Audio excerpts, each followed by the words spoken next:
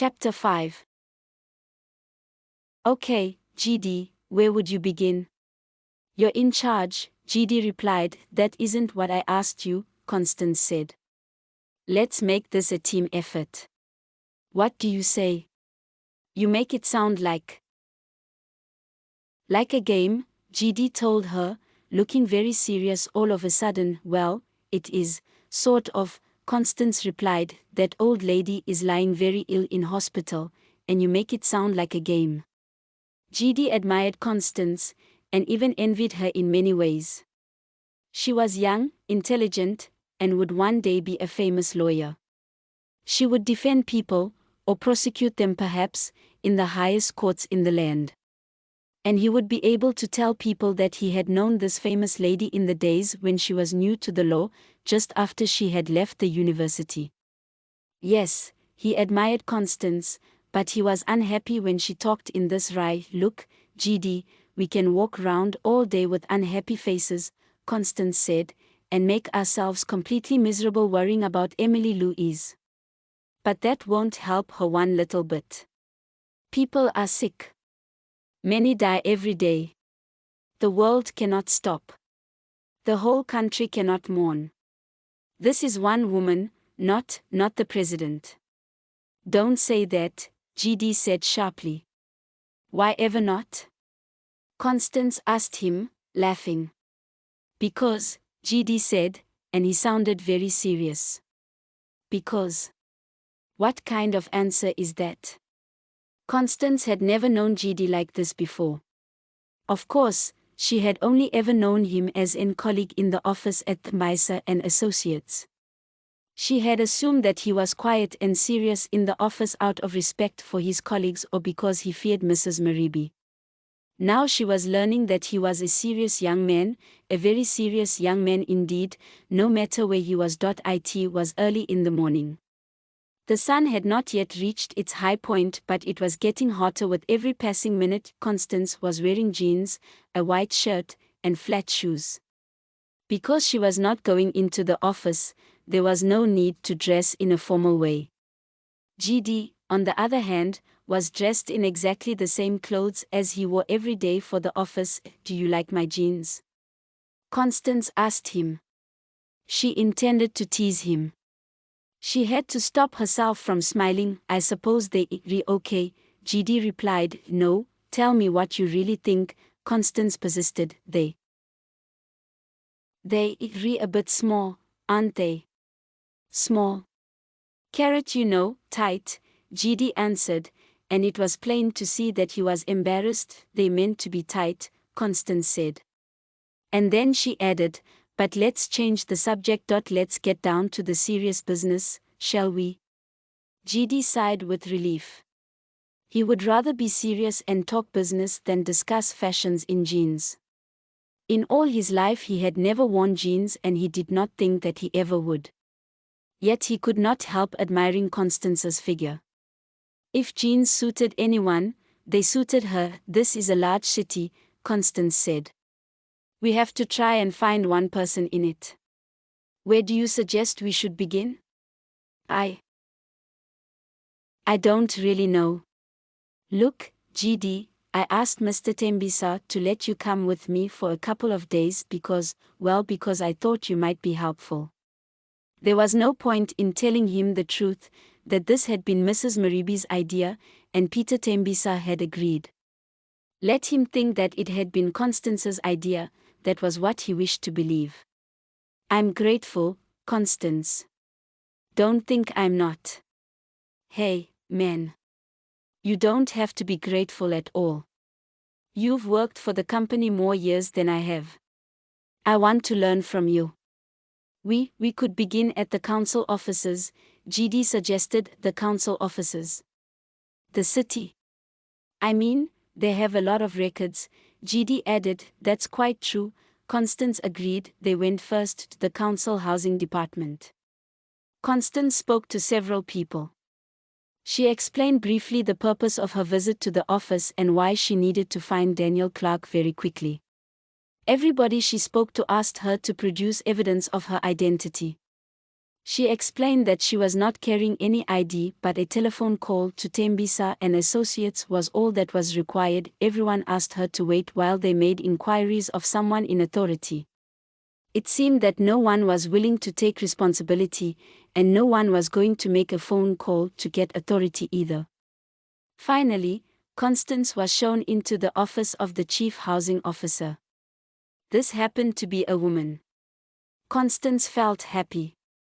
She was sure that a woman would understand better than a man. She was wrong. "This is not a proper request," the woman said. "All I want is an address," Constance explained. "If you had proper authority, that would be different." "Who can issue that proper authority?" "I'm not quite certain." "If you were a police officer, I'm a lawyer," Constance interrupted. "This is about a woman who is dying. It is important that we find her son. Surely, you must understand." "I do understand, my dear. But we cannot get round this central problem." "Proper authority to look at your records," Constance said, with a deep sigh. By this time she was wishing she had dressed differently that morning. If she had been wearing a smart black skirt, a white blouse, and was carrying her black briefcase, she might have found things easier. She was wearing the wrong clothes for the occasion, and she had no means of proving who she was. "And now," the woman said, glancing at her wrist watch, "I really am very busy."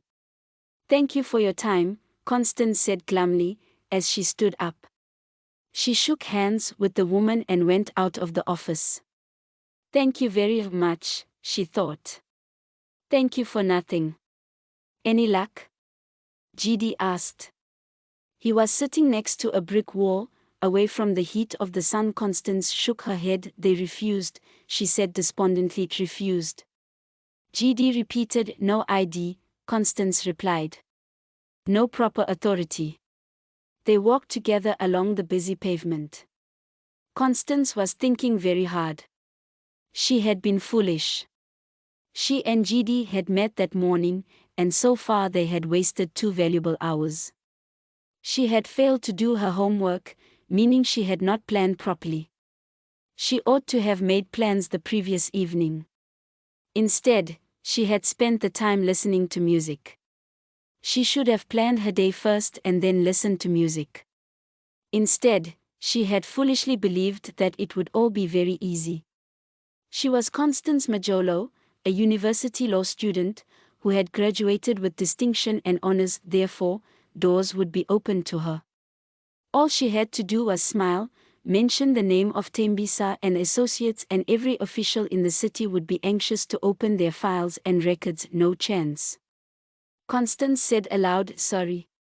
Lost in her thoughts, Constance had almost forgotten that GD was still walking alongside her, or, more accurately, 2 paces behind her. "We need to make a plan," Constance said. "Right," GD said, as if he understood completely what Constance meant. "First, we'll go round to my place." Your place?" GD asked. "It's okay," Constance told him, smiling. And then she added, "You're not married, are you, GD?" "No," he replied, looking miserable. "Then cheer up," Constance told him. "You have no wife to worry about." Constance rented a small apartment in a block of flats. In a large city, accommodation is always a problem. This place cost a lot of money, but there was no alternative, except to share with someone, and Constance did not want that. She wanted to feel free, to do what she wanted, when she wanted to do it. Always having to refer to someone else can be tiresome. In the apartment there was a sitting room, a small kitchen, a shower room, and a bed space. It would have been wrong to call this area a bedroom. It was a space for a bed which, during the day, was hidden behind a long curtain. The sitting room had all the usual things: a small table, a comfortable chair, a television set, a music center, and a radio. But what took GD quite by surprise was the large number of books. The walls seemed to be covered with books. "You read a lot," GD said. "I enjoy reading," Constance replied. "Would you like a drink?" She went to the kitchen and took a soft drink from the small refrigerator. She put ice in the glass while GD ran admiring eyes along the titles of books mostly concerned with law, of course. Constance went to the bed space to change. When she emerged, it was as a very different person. This was Constance Majolo, the young lawyer, smartly dressed in black skirt and white blouse, wearing sensible black shoes, and with her hair neatly combed. Now, perhaps, doors would begin to open, especially as she was carrying her slim black briefcase. In it there was a file containing 2 copies of the last will and testament dictated by Mrs. Clark. There was also evidence of Constance's identity. All she needed now, she told GD, was a letter from Peter Tembisa. It had not been Constance's intention to go into the office for at least 2 days. Her intention was to prove, especially to Mrs. Maribi, that she could manage without assistance. She wanted to show that she was capable of taking on tasks that the more experienced members of staff were usually given. Well, she had to admit to herself, she had not started off very well. Her first attempt at independence had been a complete waste of time. She had arrived at the housing office wrongly dressed and completely unprepared. By going to the office, she was admitting her fault, if only to herself. "Oh, there you are, Constance." Constance sighed gently. No sooner had she entered the building than she was seen by Mrs. Maribi. The chief clerk was almost smiling. At least, she was making an attempt to be friendly and cheerful. Perhaps, Constance thought, Mrs. Maribi had also been told by Peter Tembisa to change her attitude towards junior members of staff. "Good morning, Mrs. Maribi," Constance said. "I wonder, could you possibly help me?" Mrs. Maribi smiled again. "Come into my office, dear," she said. Constance went into the glass office. Mrs. Maribi indicated that she should sit down. "I'm glad that you have come in, Constance," Mrs. Maribi said. "We have been trying to contact you. We sent someone round to your flat, but you were out." "I was making inquiries at the housing office," Constance replied. She did not add that her inquiries had been unsuccessful. "The housing office?" Mrs. Maribi asked, unable to contain her curiosity. "Yes, to find an address for Daniel Clark." "And that's exactly why we have been trying to contact you," Mrs. Maribi said. "You found Daniel, have you?" Constance asked. If Daniel Clark had been found, that was fine for his mother. It also meant that the will could be made final and Daniel inherit his mother's money and house. "We have a message from the hospital." "For me?" Constance asked. Her question may have seemed foolish, but at the mention of the hospital her thoughts went to members of her own family. "Mrs. Clark is asking for you," Mrs. Maribi said. "Is she conscious?" "I think she must be," Mrs. Maribi said, "as she is asking for you." "Then I'd better get round there very quickly," Constance said. She stood up. "Before you go, what did you want from me?" Mrs. Maribi asked her. Constance explained briefly that she needed a letter to prove that she was working on behalf of Tembisa and Associates, to assist in her search for Daniel. Mrs. Maribi did not waste time. She went to the door and called for Alice McCond. "You go to the hospital now, Constance," Mrs. Maribi said. "You can collect the letter later in the day." "Thank you, Ma," Constance replied. "You've been very helpful." Constance and GD took a taxi to the hospital. On arrival at the hospital, Constance paid the driver and asked for a receipt. She would present the receipt and all other evidence of expenses to Tembisa and Associates as soon as this business was concluded. Leaving GD to wait by the main entrance, Constance went quickly to the ward where Mrs. Clark was. At her bedside were Bokiti and Jacob. It was wonderful, Constance thought, how these faithful servants had remained with Mrs. Clark for many years. It was an example to everyone of how friendship can survive difficult times, in human laws, differences in language, background, and race, and even the fact that one was an employer and the other two worked for her. Bokiti was weeping. Jacob simply sat at the bedside, staring at the pale thin body of Mrs. Clark. As soon as Constance entered the room, Mrs. Clark spoke. "Who is that?" She tried to sit up. Bokiti gently put the woman's head back on the pillow. "Daniel. Is that you, Daniel?" It was clear to Constance that Mrs. Clark could no longer see. She could only hear.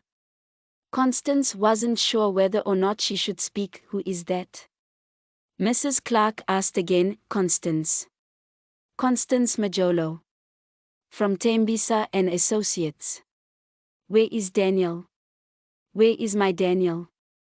Mrs. Clark put out a weak hand and Constance took hold of it. "Is that you, Daniel?" Constance looked at Jacob. He nodded. "Yes," Constance answered. "Yes, mother. My boy. My dearest boy," Mrs. Clark said. Her eyes remained closed, but there was a smile on her lips. Constance held Mrs. Clark's hand gently, but the other woman's grip seemed to become stronger. She was trying to pull Constance down to her. For a moment, Constance thought that Mrs. Clark was trying to kiss her, but she suddenly realized that she wanted to whisper in her ear. "Yes," Constance said. "Jacob." "You want to speak to Jacob?" Constance asked. She wanted to be free of that cold clinging hand, like a white claw gripping her. "Jacob. Be good to Jacob, because..." There were other words, but they were not clear enough for Constance to hear properly. As the words faded away, so did that fierce grip. It was some time before Constance realized that the other woman was dead. The spirit had gone out of her.